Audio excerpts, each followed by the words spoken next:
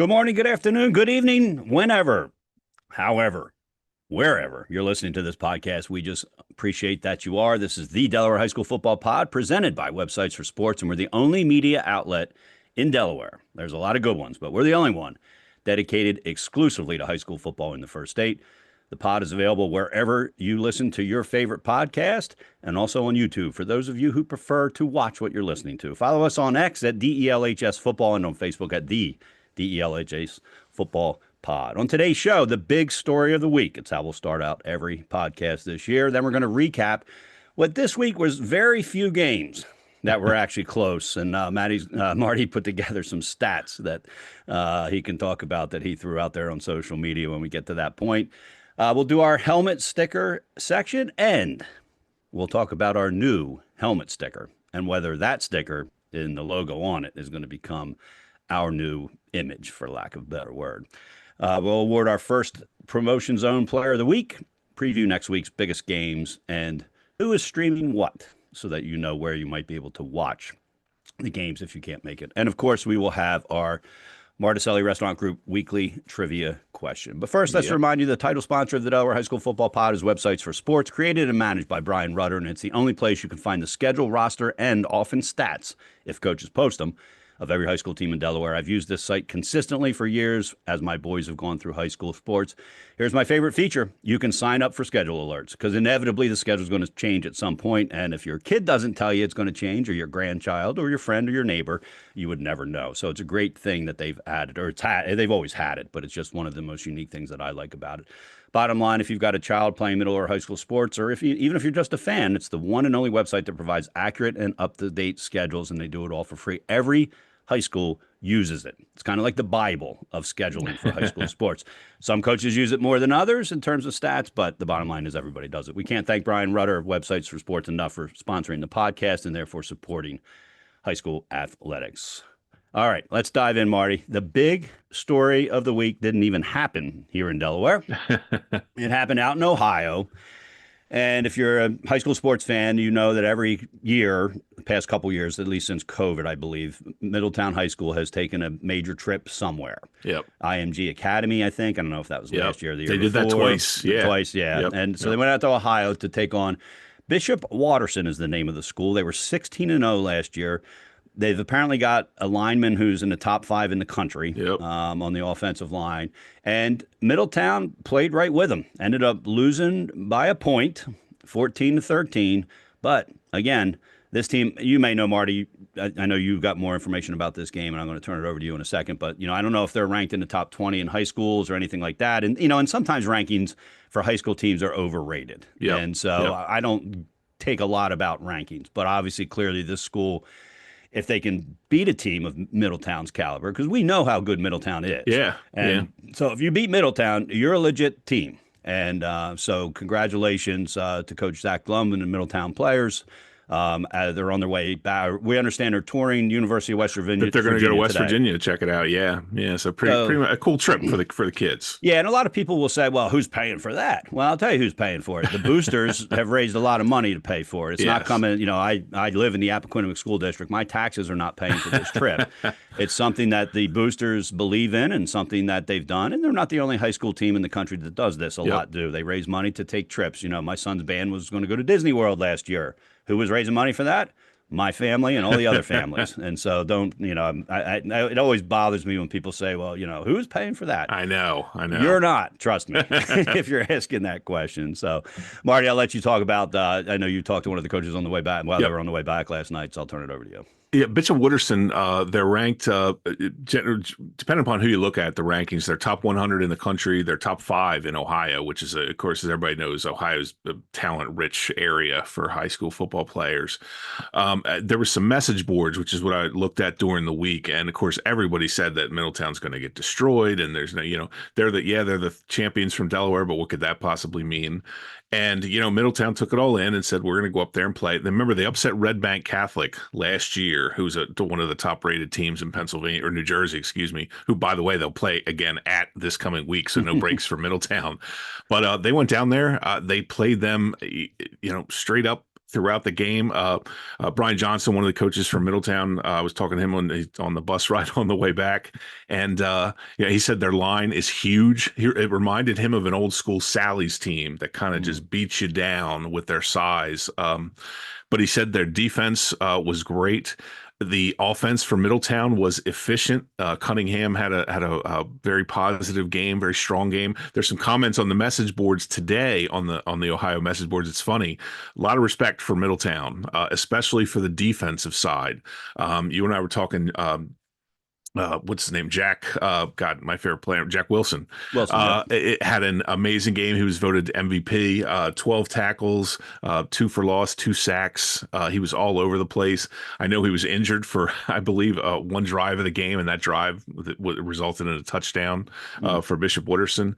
But the defense overall, and it's funny, Brian singled out Mekhi Corbin and Jack Wilson. So it was a big night for former Red Lion players as well, John. They are both former Red Lion guys, transferred to Middletown and really making a name for themselves there. According to the message boards, the defense is what really impressed everyone from Middletown. They were shocked that they were able to control the Bishop Wooderson offense. It came down to Middletown scored a touchdown, missed the extra point. And this was interesting, Brian said, and I actually love this, was later in the game. Of course, you don't think it's the last time you're going to get a scoring opportunity, but Middletown scores to make it a 14-12 game. Instead of going for 2, they went for 1. So I asked him why. Why do you do that? Confidence of the kicker. It's a young kicker. And he said, what we wanted to do is we wanted to establish this kid. We believe in you. We know you can get this done. So he goes out and kicks the extra point. And again, they have no idea that's going to be their last scoring opportunity. Yeah, right. So it ends 14-13, but Middletown, of course, loses nothing in this. They only burnish their regional reputation. Again, if you're out there and you go out and check out the Ohio message boards and go to Bishop Wooderson, you'll see some really nice comments about Middletown.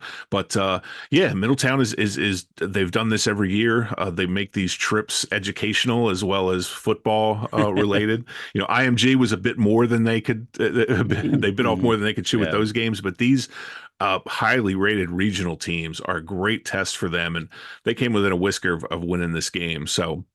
As you said, kudos to Coach Blum and Middletown, and they turn around right again this week and have to go against Red Bank Catholic. Offensively, Buck Miller had a TD. DJ Davis caught a receiving touchdown from Darren Cunningham.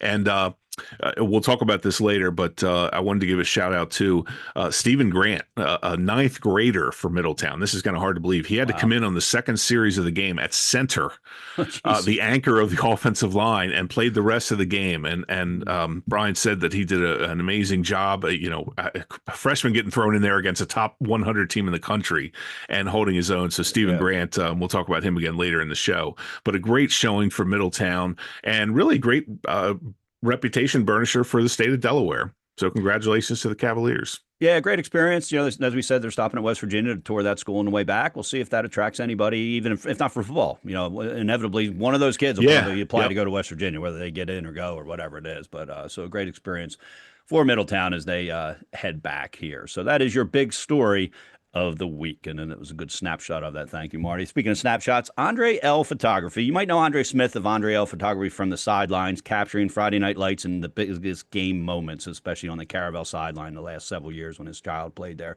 But what he and his wife love most is creating portraits that go beyond the field. Their award-winning sessions are designed to capture people in their true authenticity. For seniors, it tells the story of a milestone year. For women in businesses, it's about a transformative experience that celebrates and elevates you. Whether it's senior portraits, personal branding, or the photo shoot you've always dreamed of, they're holding the space for you. Get started with your session today at AndreLphotography.com. That's AndreELphotography.com. And if you want to see some of his samples of my son, of pictures that he's taken with him, and he's going to be taking some pictures of my other son as well, just let me know. I'll be happy to share them with you. He's a great guy, a professional, true professional. Took photos of my son Riley's teams every year that he was there for the past 4 years. All right. Only 3 games, Marty, this week that were competitive. And, this happens a lot on the first of what is week 0. And it'll inevitably happen again in week 1 when you have some teams playing other teams out of district, often out of class. And as we always say, things settle down at about week 4, because by week 4, everybody basically has left on their schedule district games for the most part. And they're the ones that count when you're district and you're in the playoffs. And But you put some stats together, and I don't mean to put you on the spot, but I knew you had them in front. I don't know That's if you okay. have them I in actually, front of believe you. it or not, I put out a teaser this morning, so Oh, the okay, people who are great. watching this will see. We'll Carson see. Rosso, our graphics guy, put it together for us in a post and put it out there so people could get a look at it. But yeah, there were some interesting things over the weekend. We had let me pull up Carson's post here, or what he put together. Yeah, we had 19 games played. 5 of them were shutouts. The average score of the games, 39-9. And that gets a lot worse if you take out Middletown or Smyrna's 3-point loss, the 49-46. Right. Yeah. 11 games, the losing team scored fewer than 10 points. That's a little concerning. Interesting thing, 2A versus 3A. 3A goes 2-1. 1A versus 2A. 2A goes 3-1.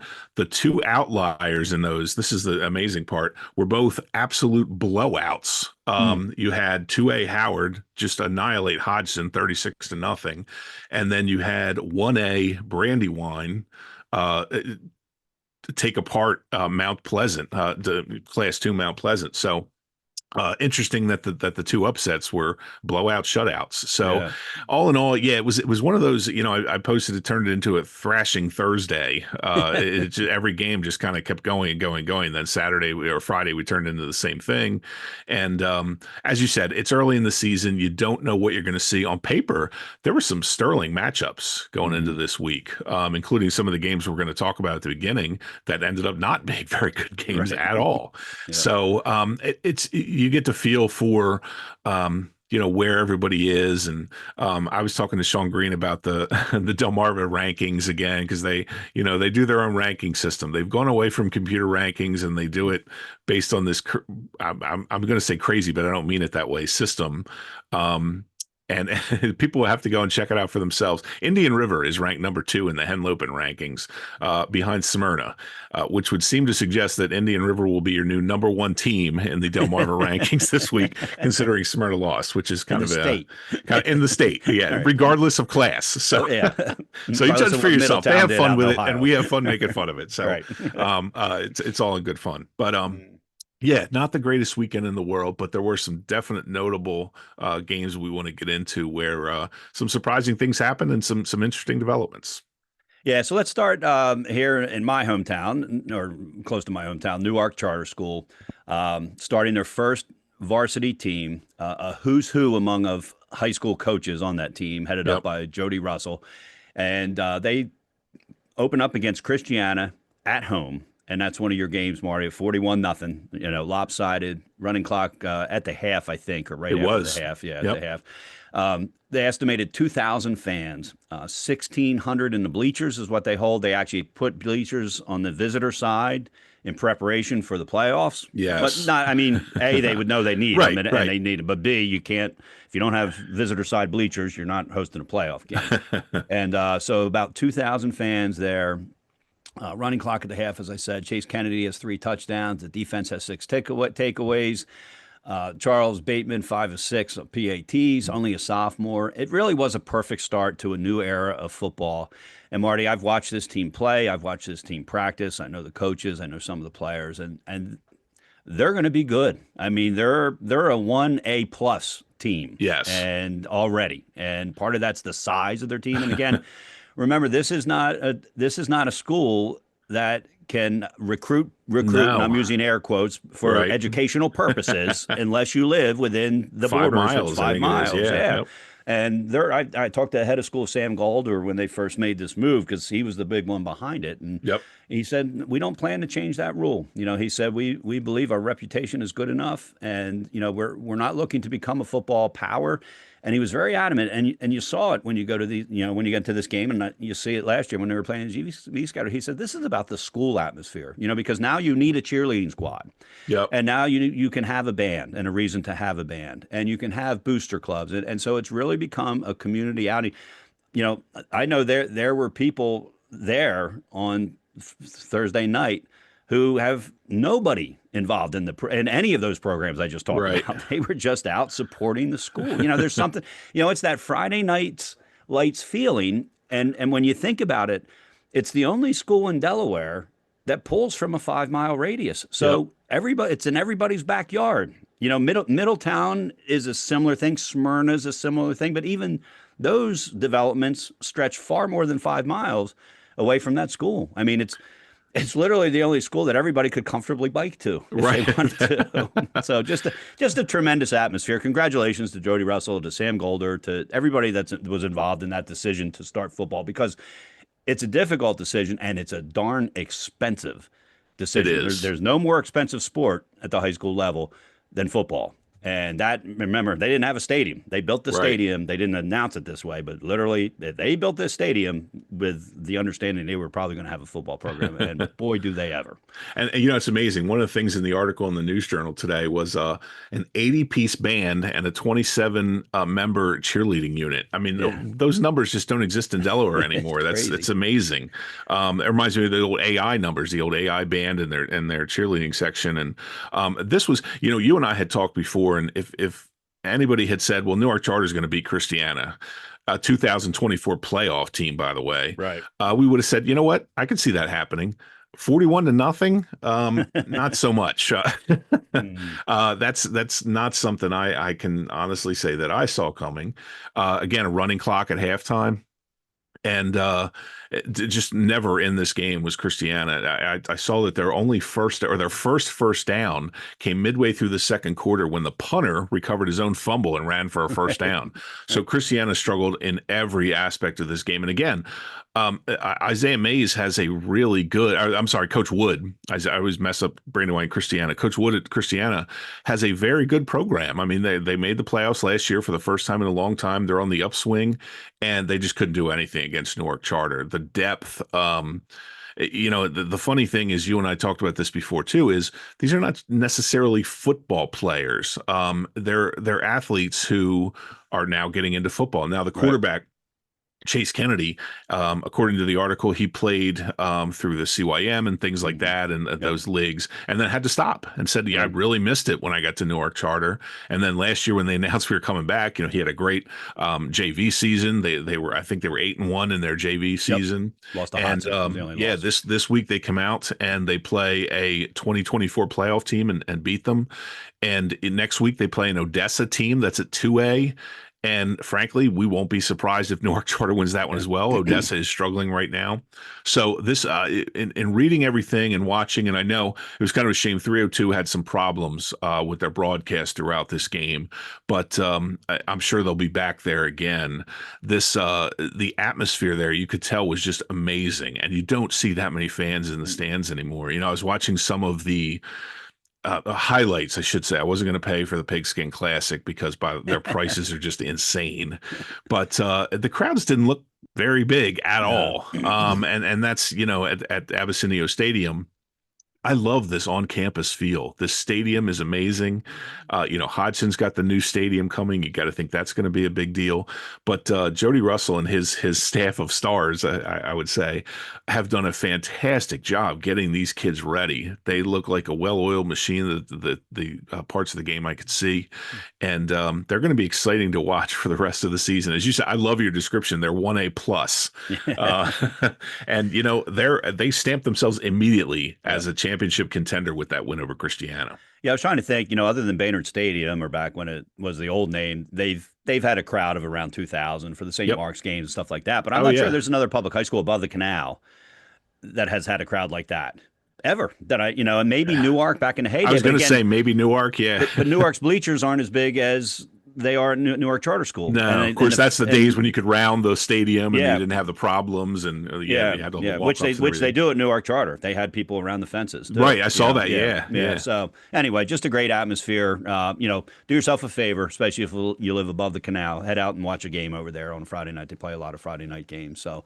just a good atmosphere there. As Marty mentioned, Newark Charter is going to host Odessa. Huge game for Odessa. We'll talk more about them in a second. But Christiana has next week off, and then they're going to play Mount Pleasant, which got shut out this week, and they go to Concord. And so a big game for so Mount Pleasant could come in here could come into Christiana 0-2. Yeah.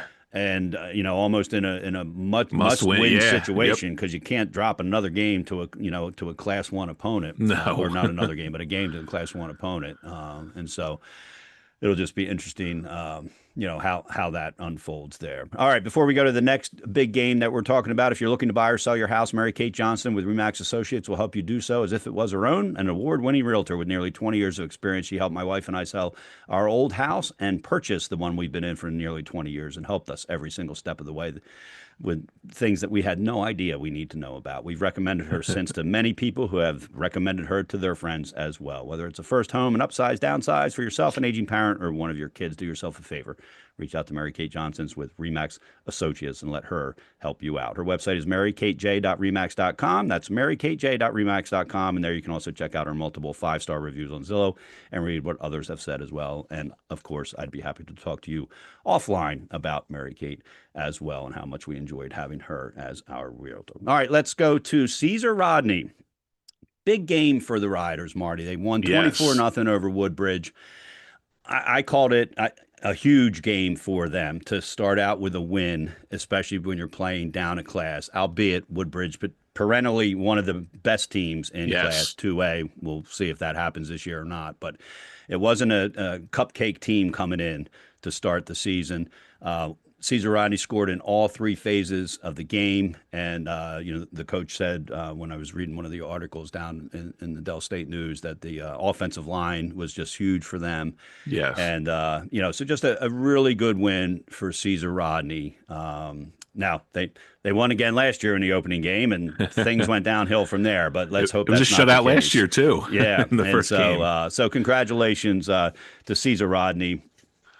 For getting off on the right foot. Yeah. And, if you're a coach, you always like to see your offense, your defense, and your special teams play well. And that's exactly what happened down in Camden, Wyoming. Yeah, this is a great win for Coach Strickland. On paper, I would say this would have been a toss-up, when you and I were talking last week because of Marvin Dooley and what he's done down in Woodbridge. Caesar Rodney, the offense didn't do a ton, but they did enough. And as you said, the offensive line kind of paved the way.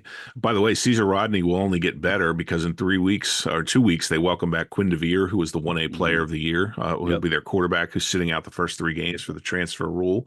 But Caesar Rodney, I was shocked at this. In following the game throughout the night, the defense just kept coming up huge over and over and over again. Brody Hinkle had a field goal in this game. If you're a fan of Caesar Rodney or just football in general, check out Brandon Hovek's article last week on Brody Hinkle. He's giving back to his community. It is a great piece. The kicker for Caesar Rodney, and it was good to see that he got off this good start with a field goal in this game. They blocked Joe Baynard blocked a Woodbridge field goal attempt in the second quarter. They returned that for a touchdown. I believe it was Jaden Miner who returned that for a touchdown. So all in all, just for Coach Strickland and his guys, a great start to a season. And again, they did open with a 17-0 win over William Penn, a 3A team last year, and it kind of went downhill from there. Yeah. This has a different feel to it. And I don't know why. It's just they always have the numbers, and it looks like they may be putting things together. And again, with Quinn DeVere coming back, and by the way, this is if you're the quarterback at Caesar Rodney, this is in no way a shot. We just know that he came there to be the starting quarterback, and I'm sure come week 4 he will be. Their next 2 games are against out-of-state opponents. They could be great. They could be terrible. We won't know until we see the scores. My guess is Strickland did not go and schedule the strongest out-of-state opponents because his team is still building to that level. So look for a potential, if Quinn DeVere comes back and the Caesar Rodney team is 3-0 and with a lot of confidence, who knows? Maybe this is the year they finally break through. Yeah, and the goal is to make the tournament. It's that plain and simple. Yep. I don't think they've made the tournament since the change in classes. Other than the year everybody did that first year. It was. Woodbridge, Marvin Dooley, his team shut out. He's not going to be happy about that, certainly. They play Wilmington Friends, and Marty, I think that's a big 2A game. That is a big 2A game. Early in the season, because those are 2 teams that expect to be in the playoffs. And you don't want to look back at week 2 and say, you know what, if only we had won that game, we'd be in the playoffs. So that's going to be played down in Woodbridge. So the Quakers are going to have to take that trip. And by the way, they have a great history, those 2 teams. They haven't played a ton, but when they do play in recent years, every game is a close game. Yeah. Friends in Woodbridge is one of those surprising new rivalries that's kind of out there. But it's going to be interesting to see who comes out with that. If Woodbridge, this game hurts them not at all, the game against Caesar Rodney, as we know. But Friends, that's a different story. So we'll see how that develops. And a credit to both programs for making this happen, because it's not an easy drive. No, you're it's coming not. up or you're going down. And like you said, these teams don't have to play each other. It's not a district game. It's a Class Right. 2A game, but it's not a district game. They could find somebody else to play probably, but they want to challenge. They always know it's going to be a challenging game to play against the other team. I mean, my sense of direction. I know it's at least an 8-hour drive from Friends to Woodbridge, so I know it's like North. You would That's go. right. You would go 8 hours. That's north right. I'd be going from north. Friends. Yes. Yeah, I forget. That was hilarious when that happened on a broadcast. Anyway, another joke for another Yes. time. I want to expand on the Brody Hinkle thing. You mentioned the kicker, just Yep. so people understand. Where does this kid get all this money to donate something? He's not donating money. What he's doing is he's challenging elementary and middle school students for every field goal he makes. Doesn't matter what distance. Yep. They have to donate an hour of community service somewhere. For PATs, it's 30 minutes. He's already got 30 kids lined up to do this. So what a great great is that? thing. It's It's got so cool. nothing to do with money. And No. and think about these kids now. If I had elementary school age kids and we were doing this for the Appoquinimink High kicker, we'd be going out to watch the kicker. So I Exactly. mean, it expands the support of the community. So just a terrific thing that Brody Hinkle's Agreed. doing, and we wish him well with that, and look forward to kind of following it along as it happens.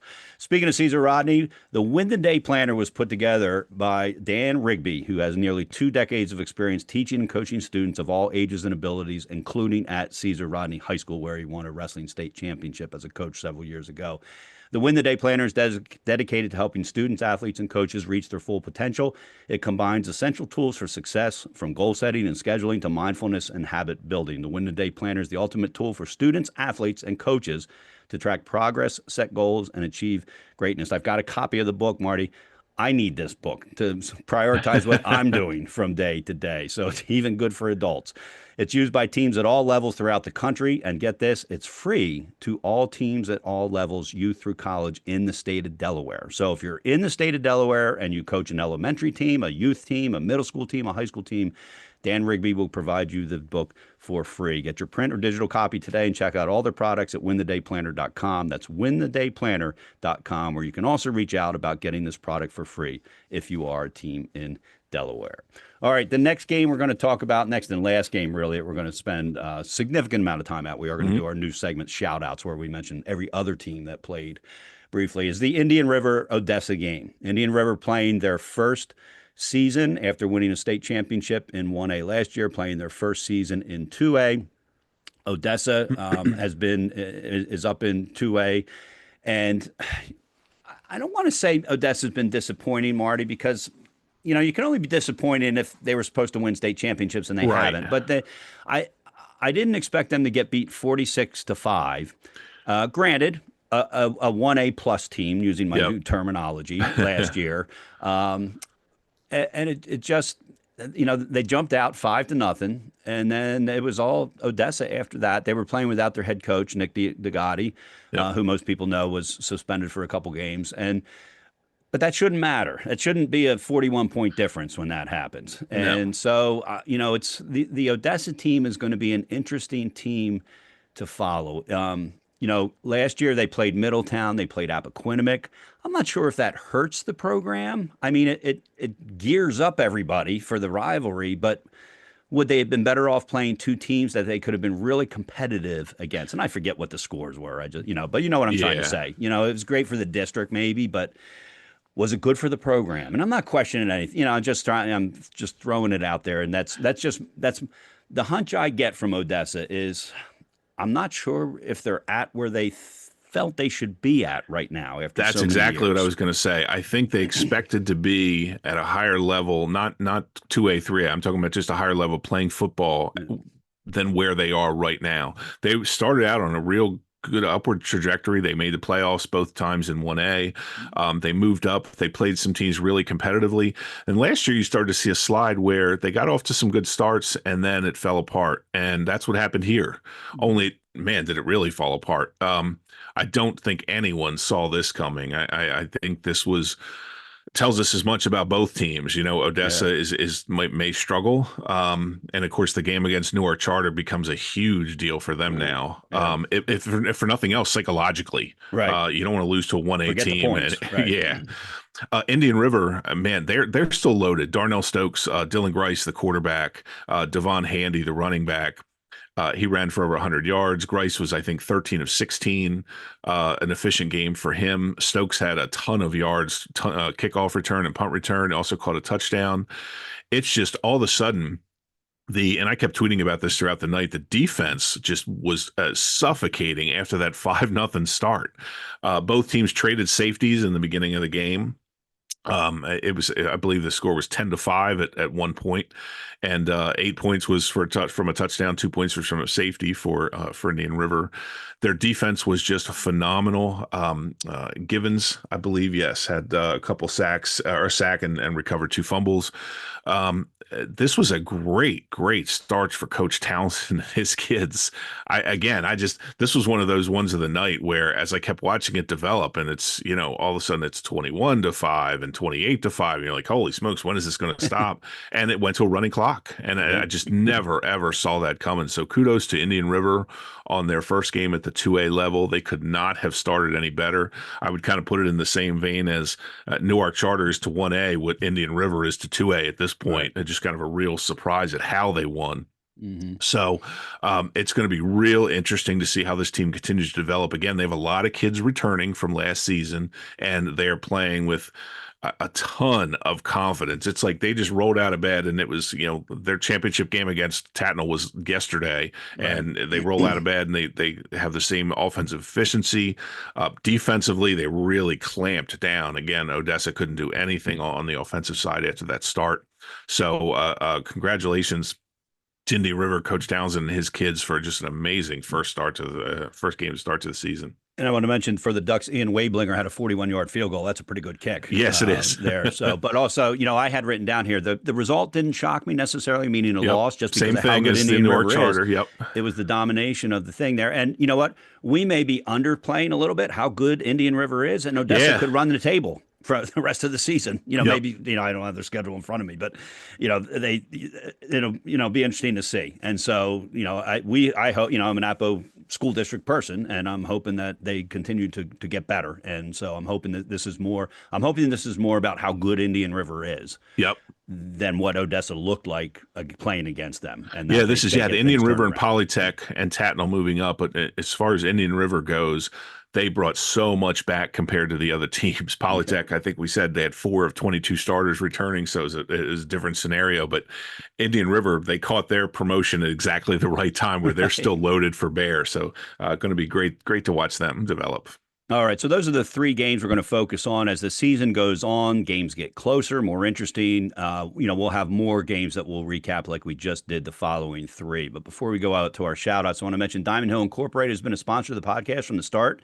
Several years ago, for more than 20 years, they've been serving all of Delaware and the surrounding areas in all things construction, from commercial, concrete, and site development to residential projects. They have you covered. Email info@diamondhillinc.com for more information. That's info@diamondhillinc.com for more information. All right, so this is a new segment, our shout outs for the games. And what we've tried to do is we've tried to develop a way, we were trying to think of how can we have every school mentioned at some point. And so we decided, we'll talk about the recaps with a little more extensive information like we just did for some games. But for the games that we don't, and that might be for a variety of reasons. Usually it's because they're lopsided.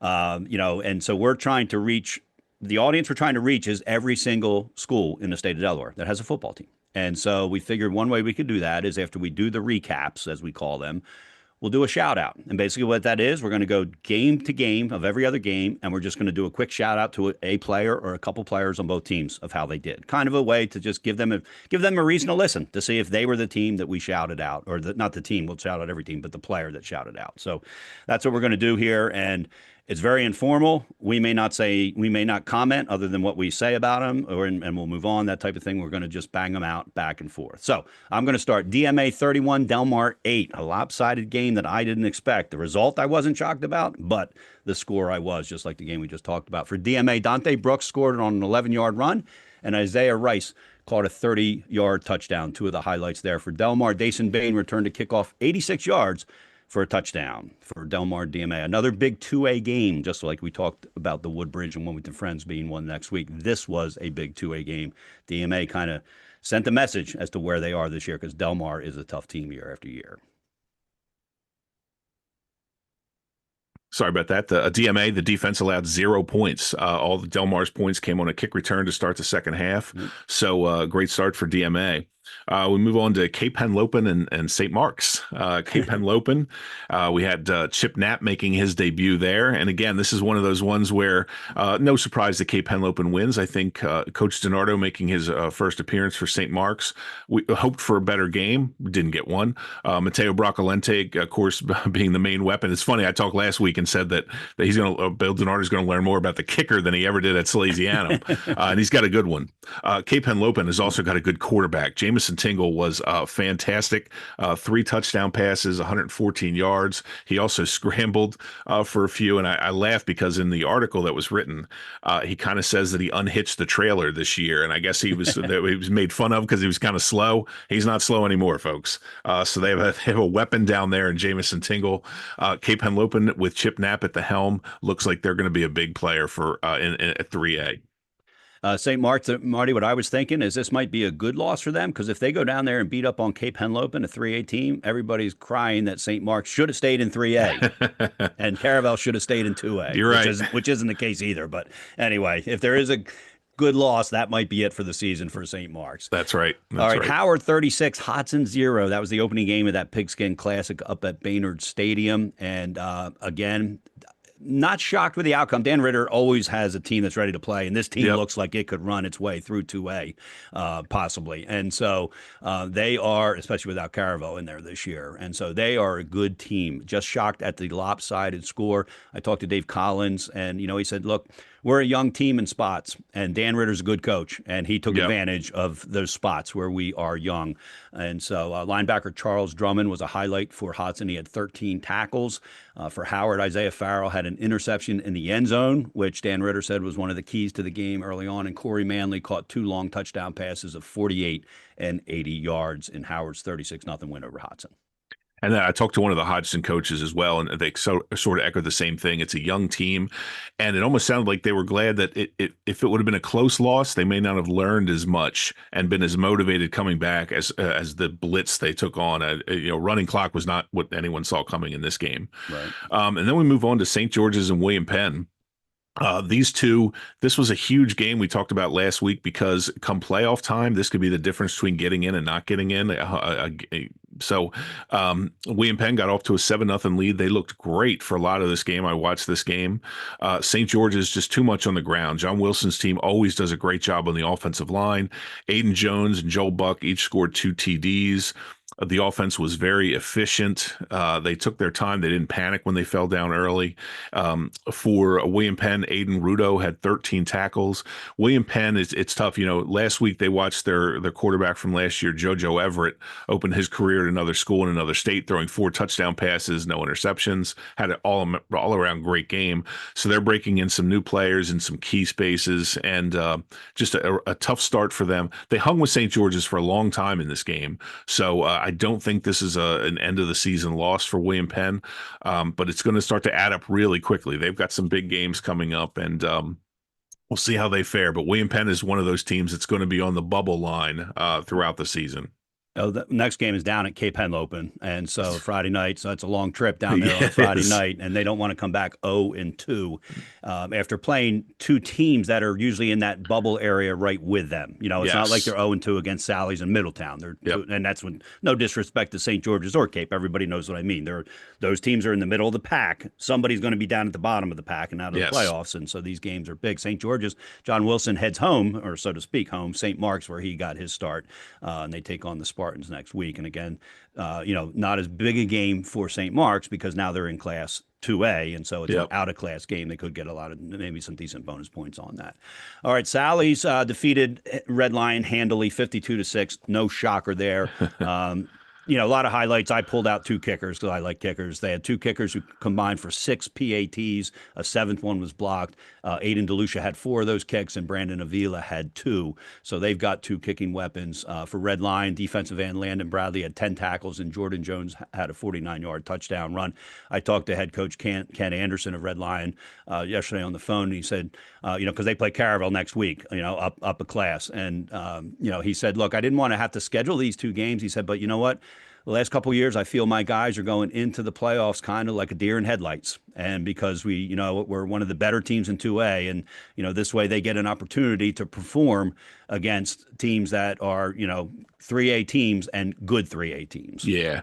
I sort of compiled my own games I'd never like to see scheduled again, and this was at the top of the list this week, along with ECHS and Polytech and Sussex Central and West Philly. My God, Sussex Central, stop scheduling West Philly. They're awful. They're awful. It's a field trip. It's out of poor Benny. It's like going to a different country. It is. Poor Benny Mitchell. I love Benny. He's on the radio, and he's trying as much as he could for the whole night to make it seem like West Philly was a challenge in this game. And this was Sussex Central coach Wells could have rolled the dice and picked the score of this game. So God bless Benny for the way he called this game. I loved it. Trying to build as much drama as possible. It just wasn't happening. The next game we go to is this was a shocker. Brandywine Mount Pleasant. Brandywine with a 30-0 win. This is when the class upsets 1A over 2A. Brandywine, a playoff team the last 2 years. They've looked pretty good. Maury Johnson returned the second half kickoff, 75 yards for a touchdown. Darian Griffin blocked 2 punts and returned one of them for a TD. I loved, he had a quote in the paper. He said, one of them, it just kind of hit me in the body. They were there. There's a picture in the News Journal that's amazing. Right. And it's 3 players just surrounding the punter. Somebody was going to get this ball. But he said, hey, a block punt's a block punt. He recovered one of those for a touchdown. The other was recovered by a teammate for a touchdown. Peyton Taylor ran for 76 yards and had an interception. BJ Grundy, 61 yards on just 3 carries. We didn't get anything from Mount Pleasant, and I'm not surprised, but for the coach, send us anybody. If somebody had a good game, somebody did something, we'd still love to hear about it. Unfortunately, we don't have anything from Mount Pleasant, but it doesn't get any easier for Mount Pleasant from this point forward. No, it doesn't at all. And Marty brought up the point I was just going to make. Look, this is a new thing we're doing. We try to pull as much as we can. Marty and I spent all day on our devices watching college football yesterday, trying to get, whether it's on websites for sports where some coaches do stats or recaps.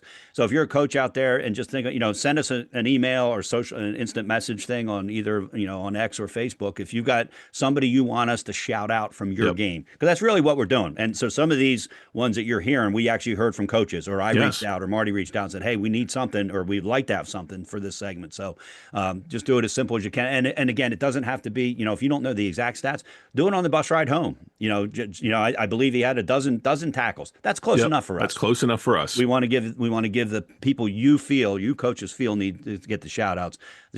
So please, just keep that in the back of your mind. And again, don't need to wait for stats. Do it on the bus ride home if you think of it. And if you want, we're more than happy to give you our cell phones or whatever you need to make it as easy for you. Reach out to us on our websites and stuff like that, or our social media channels. All right, before we finish up the shout outs, I want to talk about John Mattis from St. Anne's Golf Academy. He's a teaching pro there. He's part owner, and he's not paying for an ad.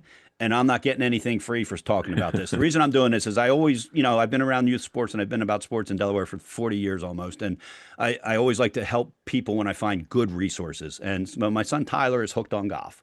And so we went and took a lesson. It was one of these free things you could do. And this guy is just tremendous. And I can't say enough things about him. If you are looking to improve your golf game, and it doesn't matter whether you're shooting the 90s like I do, or the 80s like my son does, or you're a scratch golfer, or you're just starting. And that's what makes him so fantastic. He's not one of these guys that makes you feel like, hey, you got to keep coming back if you want to get better at all. He treats everybody individually.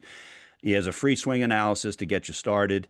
And it's a no commitment. It's not like I'm giving you this free analysis, so you got to get at least one lesson type of thing. And so, and there's no pressure to keep coming back. So I just wanted to throw the name out there. He's up here at St. Anne's, which is in, it's in Newcastle County, or, borders Newcastle and Kent County. But, I just wanted to, as a favor to him, because that's how highly I think of him and how he's helped Tyler, especially with his golf game. My game needs more help, but he's refined Tyler to, a member of the golf team. I'll probably tell you, I could probably use him as well. I should tell you, the last time I went to the driving range, my brother Mike, who's the owner of Diamond Hill Inc., by the way, he had a $500 titanium club that he just bought. We were going to try it out, and I got up and took the first swing. And to be honest, the head of the club went further than the ball did as I proceeded to snap his $500 $500 titanium club nice. before he ever got a chance to use it. So That's a nice I could brother. also probably use some Yeah. golf lessons. Maybe you ought to pay for him to get golf That's lessons right. instead of the I'm $500 still paying club. off the $500 golf club. All right, next shout out game Tower Hill 52, Dickinson 16 for Tower Hill. Mason Cater caught a touchdown pass, kicked a 20-yard field goal, and kicks 2 extra points. So had quite a bit of busy time during that game for Dickinson. Jafari Payne had an 85-yard touchdown run, and Mawaz, sorry if I didn't pronounce that right, Brooks had 11 tackles, a sack, and an interception. So Tower Hill with a big win over Dickinson to open the season up. We next move to Seaford and AI DuPont. To be honest, the score doesn't matter. Seaford won this game 35-0 and ended up being a running clock. The great thing was seeing AI field a team. It's not a big one, but Coach Heyman said that we're going to redefine the way we look at wins and losses and what's progress and what's not. So it was great to see AI DuPont field a team. They have just 20 kids on the roster, but they went out there. I did watch a little bit of this game. They fought the entire time. For Seaford, quarterback Vince Evans. By the way, I hear that name. I think of the old Chicago Bears quarterback before Jim McMahon ever came to town. Vince Evans tossed 2 TD passes, and Ja'Kai Stanley and Brendan West also ran in scores. Seaford is looking to rebound off of a disappointing season, and this is a great start for them. And again, for AI, it's just good to see the guys back on the field. Yeah, exactly. And we hope that continues for AI. All right. Smyrna lost to Coatesville 49-46. A tough start. You know, Mike Judy scheduled these games because he figures let's get the toughest games out of the way and then get focused on Delaware teams. I don't know if you have anything from Smyrna. I found nothing. I do. I have, thanks to Twitter Phil, who knows everything Smyrna. I believe Drew Marks was 21 of 28, 210 yards and a touchdown. I find it hard to believe he only had 1 touchdown in that, but apparently a lot of them were running touchdowns. Kamaj Kearney, I believe, had 200 yards and 4 touchdowns in that game. Coatesville is a very good, storied program in Pennsylvania. Sally's used to play them all the time. This was a great trip for Smyrna, and this was a back and forth game. I think it was 35-30 at halftime. Smyrna came close but couldn't come away with it. I believe they also went 5 of 6 on 2-point conversions, which is a great showing for Smyrna because last year they struggled with that terribly. They still don't use a field goal kicker. So a good showing for Smyrna. It doesn't hurt them at all, and it shows they got a lot of offensive firepower, so watch out. All right, Laurel 56, Arcadia 16. I know nothing about Arcadia. I got nothing from Laurel. I got nothing from Laurel as well. Arcadia reminds me of going to the arcades in the 80s, so that's the only thing that I have to say about that game.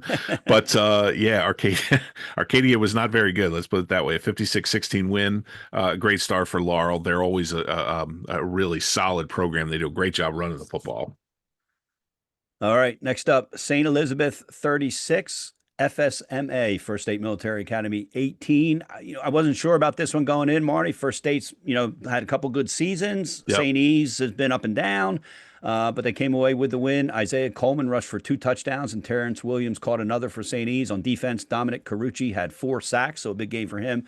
Highlight for First State, a military academy, was quarterback Ronnie Hinson threw 3 touchdown passes. And for St. Elizabeth, this kind of stamped them as a possible contender for 1A. FSMA has made the playoffs the last 2 years.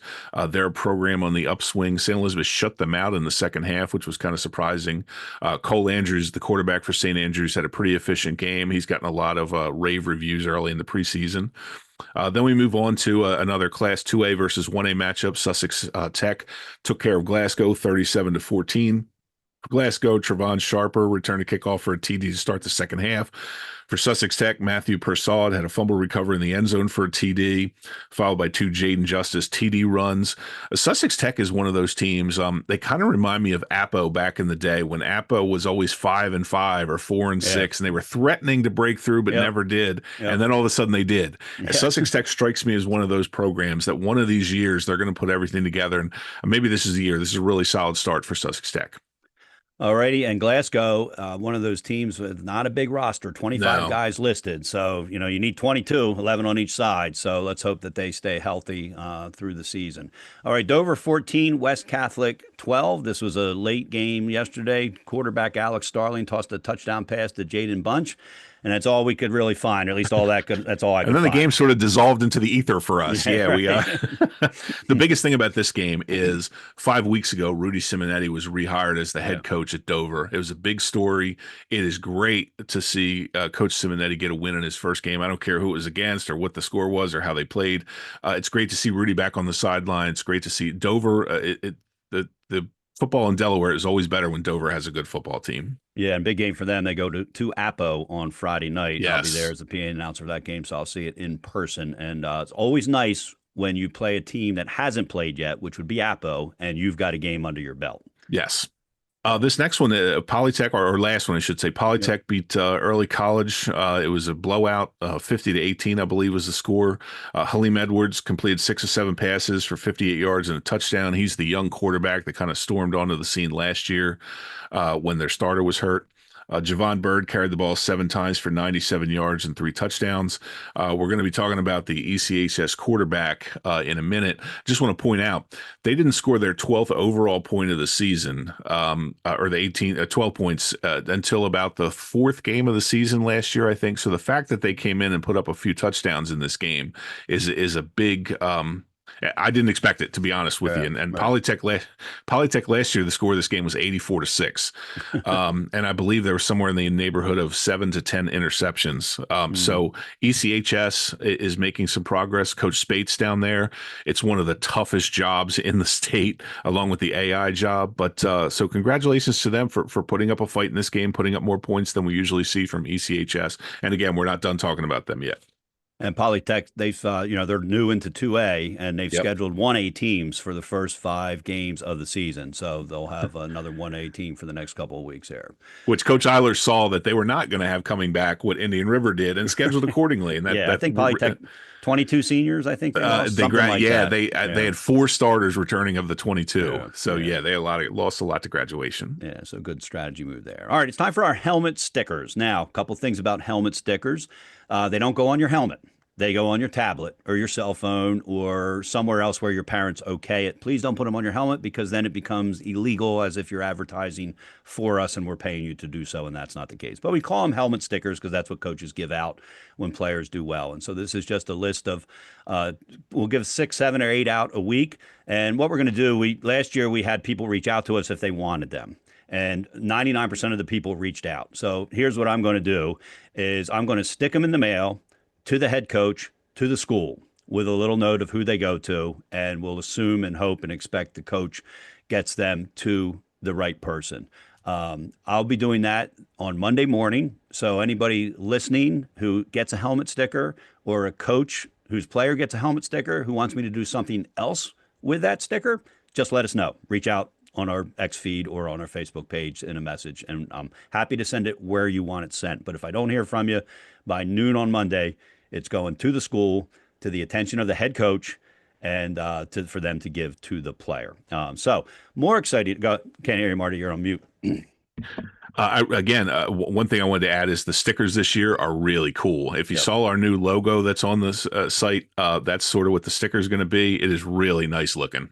And that has been designed by Amy Hoff of Hoff Productions. If that name sounds familiar, her son Noah was an all-state wide receiver the past couple of years for Appoquinimink, now plays up at Lebanon Valley College. And so she's been a fan of the show from the start, still listens to it, listened to it last week, even though her son, not involved at all in high school football. She has a special talent designing graphics or creating videos for any sport or other activity. And so we asked her to help us design the perfect helmet sticker for our helmet sticker winners. And we've decided to make that our new logo for the show, which thrills my wife because she never liked seeing my gray-haired head on the original logo. So she's thrilled about that. We love what she came up with it. We, went back and forth with what we were looking for, what she thought. Sometimes it was, hey, you're the pro, you decide where to put the helmet type of thing on the logo. But another design that she's done is back when my son made a commitment to go play basketball at DeSales University, she created a graphic for us to share on social media. And she did that for a lot of the Appoquinimink kids. And so she just has that talent. And most people don't have that talent. No. But it's a special thing. And it doesn't have to be if you're only if your kid's going to college. It can be, just a memory to have. She could create a graphic for you to share on social media. And the best part is that graphic she created for Riley. We didn't, but we could have turned it into a poster, or we could have turned it into a framed picture, or we could have turned it into buttons, or, whatever, that kind of thing. So it's not a one-time use thing. It's a one-time she creates it, you pay her to create it. But then you own it. You can do whatever you want with it. And she gives it to you in different formats and that kind of thing. So if you are interested in that type of thing, and again, like everything we talk about, whether it's Marty or me, we're happy to talk to you about these people offline if you'd like. And because we wouldn't be promoting them if we didn't truly believe in them. That's Amy Hoff of Hoff Productions, from concept to creation, multimedia designs for every occasion, whether it's a graphic or a video about your team or something. And by the way, she put together the media guides for the last two Appoquinimink seasons when Noah was there, and they were Power 5 college level media guides. Those things were insane. They were probably close to 100 pages each, and they were amazing. So Amy, a very, very talented individual. Yeah, and you can reach her at Hoff, that's HOFF, productionsde@gmail.com. That's Hoff productionsde@gmail.com. Or, like I said, reach out to us, and we're happy to share that contact information. I can kick off if you want our helmet stickers. We're going to go back to early college high school at Delaware State, and we're going to go Emmanuel Mano Jimfy, the quarterback at early college high school, completed 13 passes for 209 yards. He scored a rushing touchdown against Polytech. And the reason I wanted to put him in here was I watched some of this game, and this kid was in command. He really looked good. This kid's got a ton of potential, and Coach Spates may have himself a big-time athlete down there in Manu Jimfy. But he's our first helmet sticker winner, so congratulations to Emmanuel Manu Jimfy. All right, going to move to Sussex County. The next one is Jamison Tingle of Cape Henlopen. 5 touchdowns in the win over St. Mark's. 3 of them through the air, 2 rushing in a big win. And, I watched this kid up here play against Caravel in the scrimmage a couple weeks ago, Marty, and he's the real deal. He's only a junior, and now he's got a former college offensive coordinator coaching him in Chip Knapp, and it is just going to be amazing to see how this kid grows. He can throw, he can run, he makes smart decisions on the field, and so it's going to be fun to watch him go. So Jamison Tingle is our second helmet sticker for the week.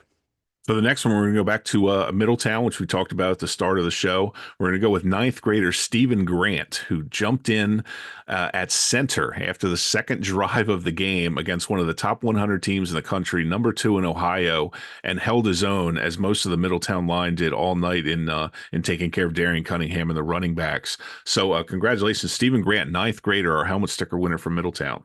All right, Delaware Military Academy's Isaiah Muhammad in their win against Delmar, 3 rushing touchdowns and 1 passing touchdown. So 4 total scores that he was involved in. And again, even though the score was lopsided, I don't think the score is indicative of how good both these teams are and will be down the stretch. So these were legit stats for Isaiah Muhammad of DMA. Yeah, Coach Carey doing a really nice job at DMA. Will Harmon of Sussex Central was the 302 Sports Player of the game. He's also going to be one of our helmet sticker winners. He scored 2 TDs, had 8 tackles and an interception. He kind of did it all against West Philadelphia. The only thing I kept thinking of during this game, John, was that they're called the Speed Boys. And I kept thinking the Speed Boys may be West Philadelphia born and raised, but on the scoreboard is where Sussex Central spent most of the day. Thank you, ladies and gentlemen. I'll be here all week. Try the veal. So congratulations to Will Harmon, our helmet sticker winner from Sussex Central. All right, a few miles away from Sussex Central, from Indian River High School, Chris Givens. He had a sack, 2 forced fumbles, and 2 fumble recoveries, one of which he scored a touchdown on in Indian River's lopsided win over Odessa. So Chris Givens of Indian River. And Marty, you take it away for the last one. Yeah, Michael Waisco, Tower Hill quarterback. He had a really good season last year, came back this year, scored 5 touchdowns in the opening game, 3 passing, 1 rushing, 1 receiving. He also converted 2 PATs. The receiving touchdown he had came from his brother Nick, which is really interesting. So the Waiscos kind of had their own personal show going there in the win over Dickinson. So congratulations to Michael Waisco, our last helmet sticker winner of week 0. So again, congratulations to our helmet stickers. Again, thank you to Amy Hoff of Hoff Productions for designing them, and therefore designing our new logo as well. And so again, they will be, we're waiting for the stickers to arrive. This is Sunday morning when we record this. So they'll arrive sometime this week and we will get them out to you. I said by Monday morning, it's probably going to be more like Wednesday or Thursday when I send them out. So again, if you were either a recipient, you'd like it mailed directly to your house, just let me know. Or if you're a coach and you want it handled some otherwise, I'm sending them to the school to the attention of the coach with a name on the slip of paper with who they should give it to. So congratulations to our helmet sticker recipients. All right, it's time for our Promotion Zone Player of the Week. Whatever, wherever, and however you want to promote your organization, product, or anything else, Promotion Zone can help you make the right decisions based on your needs and your budget. Whether it's apparel, pens, coffee mugs, or something out of the ordinary, Promotion Zone is your one-stop shop for all your branding needs. Celebrating their 16th year in business, they're located right here in Delaware. So you're working with people who understand the value of hometown business relationships. You can check them out on Facebook at Promotion Zone DE or on their website at promotionzone.biz. Prefer to call them, it's 302-832-8565. That's 302-832-8565. Promotion Zone, the swag folks, since 2009 for all your branding and apparel needs. And our Promotion Zone Player of the Week, first one for the 2025 season, is quarterback Jamison Bryant of Howard. He completed 10 of 14 passes for 271 yards in that big win against Class 3A, so playing up a class. Hodson. Those touchdown passes were to 4 different receivers.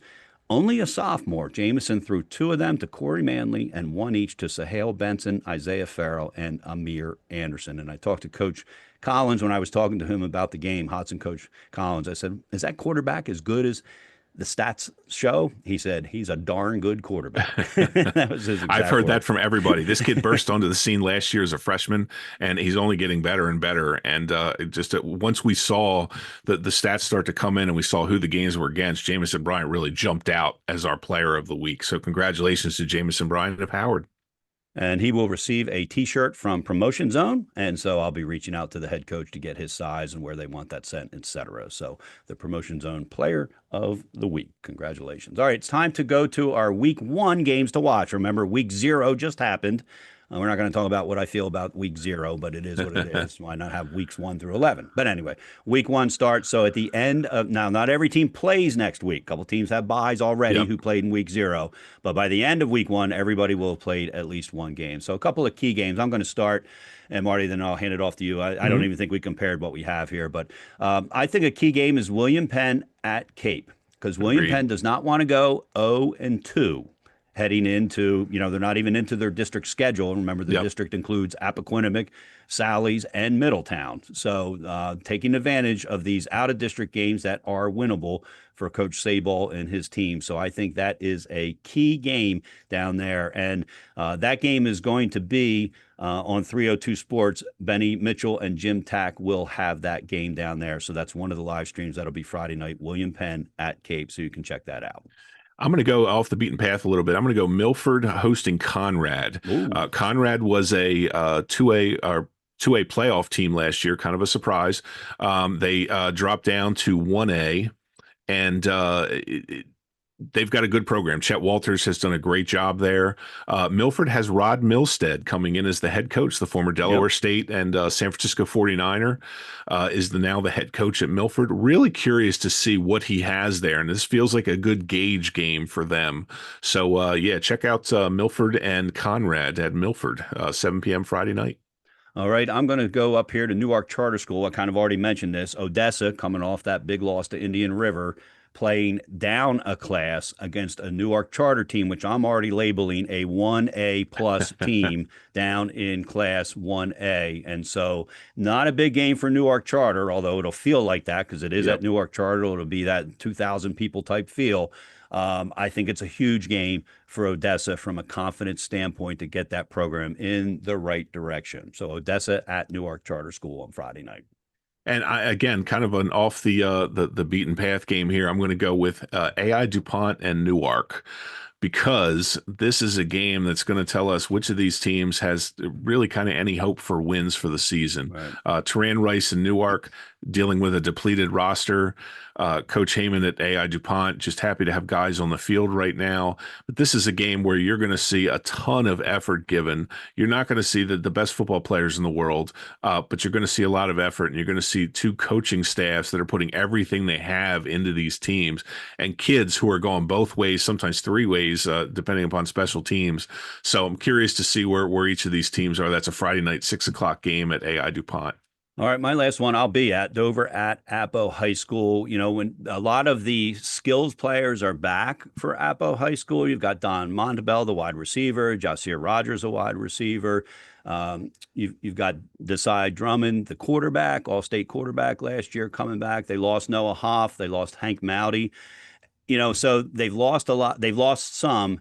They've got a lot back. The big question on both sides of the ball for Appoquinimink, from what I understand from a lot of different people, is how the lines are going to perform, the offensive and defensive lines. You could have the best quarterback in the state. If you can't protect them, that's an issue. And I'm not saying they can't. I'm saying that that's going to be what everybody's looking for. They play, starting off against a legit Dover team. And as I mentioned when we talked about that, it's always nice if you're playing a team who hasn't played and you've already played one game. Rudy Simonetti will spend a lot of this week working out some of the kinks. Coach Brian Timpson doesn't know what kinks there's going to be, because you can scrimmage all you want. It's not the same as playing a real game. So to me, that's a key game. Is this Appoquinimink team going to be a legitimate team? They have to beat this Dover team, in my eyes, if they're going to be a legitimate title contending team going forward. Agreed. I just wanted to correct one thing. I said Conrad dropped down. They were a 1A team last year and made the playoffs. So their game against Milford this week was one of my games to watch. The other one, the last game I had to watch was actually two. I'm going to combine into one, and that's two regional kind of national contests. Middletown visits Red Bank Catholic, who they beat last year. They're one of the top 20 teams in New Jersey. Salesianum hosts LaSalle College High School at Abyssinia at 7 o'clock on Friday night. LaSalle College is ranked in the top 40 in the nation. I believe they're number 1 or 2 in Pennsylvania right now, which is a huge deal. So Gene Deladon getting started a week later with the big game. They had Red Lion this week. So both Middletown and Sally's continuing to challenge themselves in the out-of-conference schedule. All right, so those are the games to watch. The ones you can watch: 302 Sports, Caravel at Red Lion. Glenn Frazier will be on the call for that one on Friday night. And I mentioned William Penn at Cape. Benny Mitchell, 302 Sports, is showing that. Delmarva Sports Network, according to their online schedule, they'll have the Parkside at Delmar game, the William Penn at Cape game, and the Dover at Apo game. So if you have the subscription for Delmarva Sports Network, it's $9.99 a month. We actually signed up for it so we can watch. They've actually got a pretty good deal where they call it a seasonal pass. I think it was $24.99 for 3 months, and then you just got to cancel it, and you can cancel it anytime. So it's not bad if you're a high school football buff, or you know what I'm trying to say, you're a high school football fan and you want to watch football. It's certainly a decent deal there for that. So those are the games to watch online this coming week. All right, it's time for the Marticelli Restaurant Group trivia question. Marticelli Restaurant owns 3 restaurants: Chesapeake Inn, Klondike, Kate's, and La Casa Pasta. All 3 are known for their great dishes, the ambiance, and exceptional service. And the winner of the trivia question will receive a $50 gift card that they can use at any of those 3 restaurants. And you can get crab cakes and signature seafood at the Chesapeake Inn, homemade pastas at La Casa Pasta, and Klondike Kate's cheesesteak, egg rolls, and nachos. And I said it all last year, I'll say it again. Those 3 places are always at the top of my wife and I's list when we go out to dinner here. We can't thank the Marticelli Group enough for supporting our podcast and in turn supporting high school football here in Delaware. Marty, the trivia question. First, the winner from last week, and then this week's trivia question. Last week's question, we talked about Coach Bill DiNardo, his first game at Caravel. They beat Chincoteague 28-27, and the question was, who scored the first touchdown for Caravel and ran for over 200 yards in the game? The answer was Mark Gatewood, who went on to be the first team All-State running back. And the winner, and I'm sure people might know this name, so just in case, we don't really have any qualifications as to who can get into these contests and not. Ashley Rizzo is our winner. Turns out to be Coach DiNardo's daughter.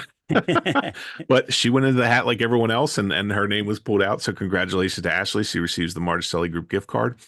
This week, because St. Elizabeth's is renewing their rivalry with Archmere, I wanted to go there. And we're going to go back to 2010, December 3rd to be exact. It was the last time St. Elizabeth's won a state title. They beat Archmere 35-0. I had relatives on both of these teams, so there was a lot of rivalry in our family. The question for a $50 gift card to Marticelli Group is who scored the first touchdown, and turns out winning touchdown in that game for St. Elizabeth's. It's a name that's familiar to many in the St. Elizabeth's community, and frankly, many throughout the Delaware sports community. But who scored the first touchdown? It was a 35-yard pass from the quarterback, Sam Luck. We accept our entries until Wednesday night, and you can contact us through Twitter, a DM, Facebook. You can also email us at delhsfootball@gmail.com. That's delhsfootball@gmail.com to give us your answer. And again, have your answers in by Wednesday night. We do my mom picks a name out of a hat on Wednesday evenings, and the winner gets a $50 gift card to the Marticelli Group. All right, that's going to do it for this week's episode. Special thanks to our sponsors, the Marticelli Restaurant Group, Promotion Zone, the swag folks since 2009 for all your branding and apparel needs. Diamond Hill Incorporated, commercial concrete site development and residential projects. Mary Kate Johnston with Remax Associates Real Estate. Dan Rigby, author of The Win the Day Planner. Andre L. Photography, excellence from every angle. And Amy Hoff of Hoff Productions, from concept to creation, multimedia designs for every occasion. And of course, the presenting sponsor of the podcast, websitesforsports.com. If you're a sports player, parent, or fan, it's the only website with a schedule of every high school and middle school team, stats, and more.